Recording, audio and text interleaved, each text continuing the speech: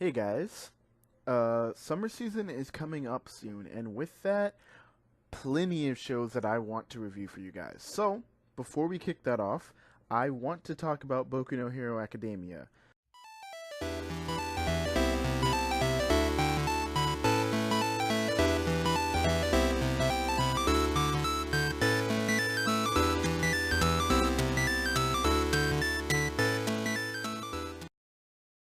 Now, this show only got 13 episodes, but we have a confirmed season 2. I know the manga has over 90 chapters now, and it's still going.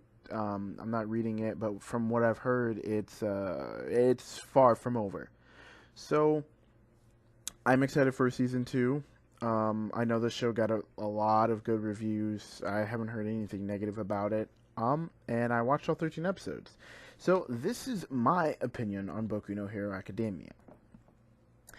Now, to be frank, I did enjoy this show. Hands down, I enjoyed it. It was really good. They took a decent concept and they expanded on it very well. Our main character wasn't super OP, kind of like Naruto, where in dangerous situations the nine-tailed fox would take over and then it would just steamroll everything.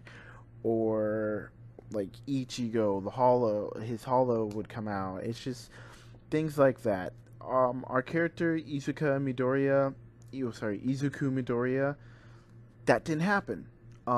His power, he when he used it, that was it. That one was gone. There were like 3 or 4 occasions in the anime where he was able to kind of control it. Where, like with the baseball, he was able to flick it off one finger, so he only messed up one finger. Or how towards the end he flicked the water, so only 2 fingers got messed up. But aside from that, most of the time we really only saw whole limbs break. And so, sure, his power was all might, so it was like super overpowered, but he's got one use. And towards the end, that use got them away, and then other than that, it didn't do anything. And so our main character wasn't really being OP and doing all these crazy things. He really was just a kid who's learning how to be a hero, and I enjoyed that. That was a very fresh take on what could possibly be a big shonen anime. Um, Bakugo, he he's an anti-hero, but he doesn't feel typical. So like after their assignment where Bakugo ends up losing to Midoriya, and he sees that Midoriya like breaks both arms or whatever, and that he was saying he didn't want to use it because when he does it hurts, and he can only use it once, and he wanted to beat Bakugo without it. And then you saw Bakugo was like having a breakdown over this. And what I enjoyed about that scene was just the fact that Bakugo, instead of like going all evil or going insane, he was like, "You beat me. That's it. You won, and I need to work harder at it, and I'm not gonna let you be number one." And I enjoyed that. I completely enjoyed that.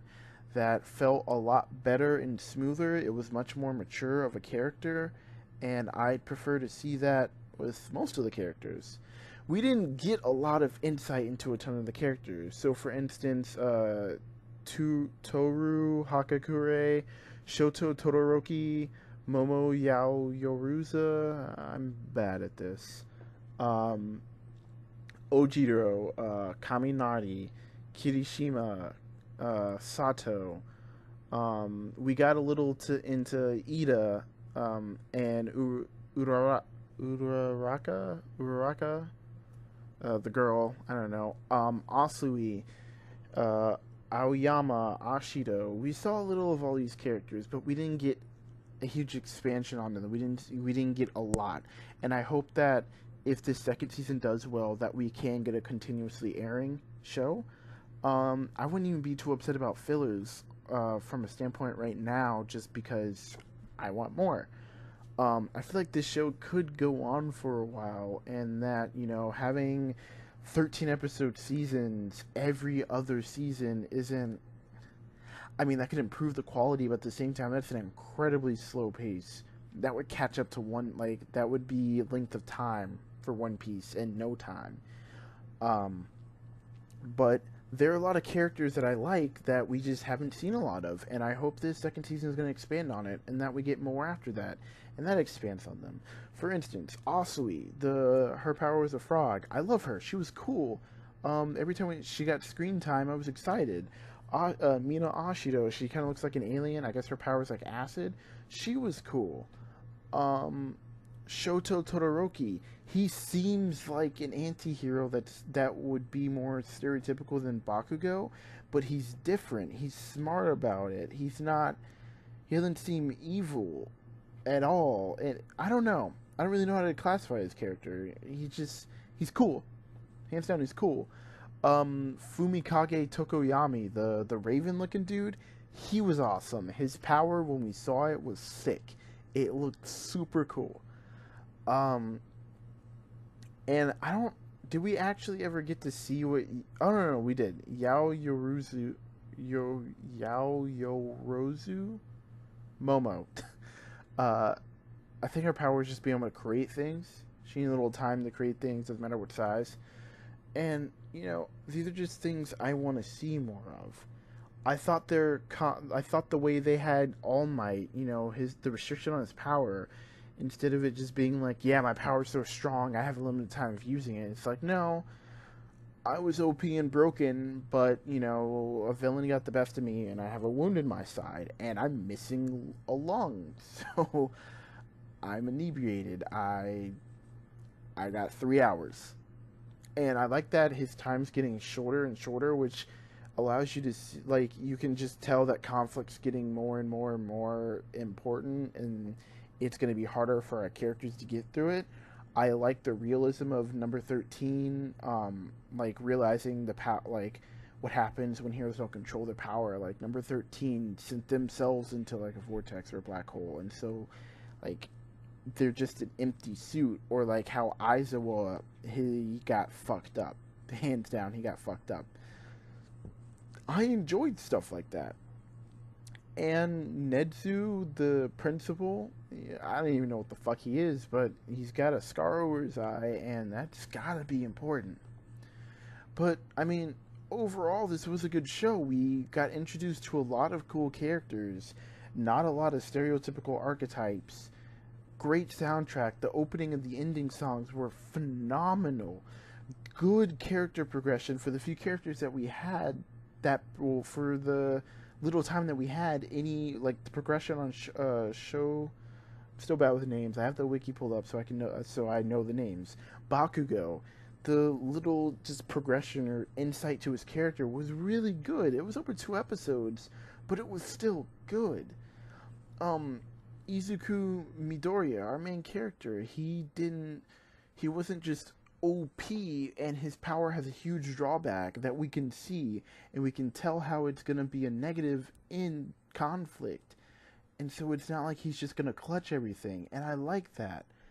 The arc characters aren't cut and dry shonen characters that I can be like, this is the Sakura, this is the Sasuke, this is the Naruto, this is a No, I can't do that. The characters are different, and I enjoy that. Art style and animation was fantastic. I hands down thoroughly enjoyed this show.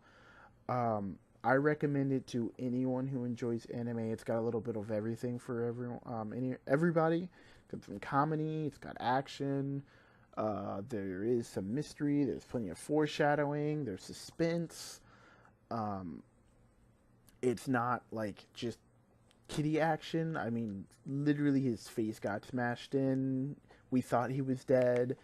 They're like, it's a really, really, really good show. And I just watch it. You should watch it.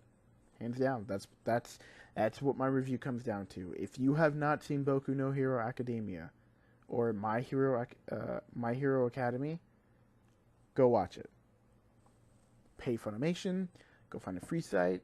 I recommend paying Funimation. I do support the anime industry through paying with Funimation and Crunchyroll. Go watch it, hands down. But that's all I got for you today. If you enjoyed it, like and subscribe. Link to the song. Well, not link to the songs. The songs are below.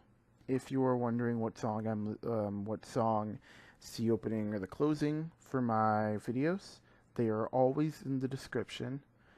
And I will see you guys later.